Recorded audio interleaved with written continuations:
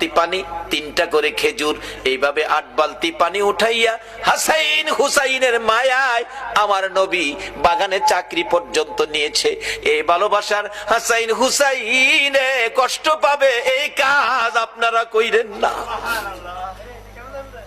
আমার নবী 8 বালতি পানি উঠাইয়া 9 বালতি পানি বুড়াইয়া টান দিলে রশি ছিঁড়ে বালতি কুয়ার ভিতরে পড়ে গেছে।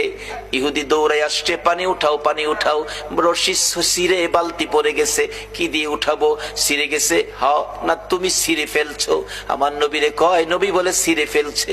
আমার নবী বলেন, ইহুদি রে, আমি ছিঁড়ি নাই, ছিঁড়ে পড়ে গেছে।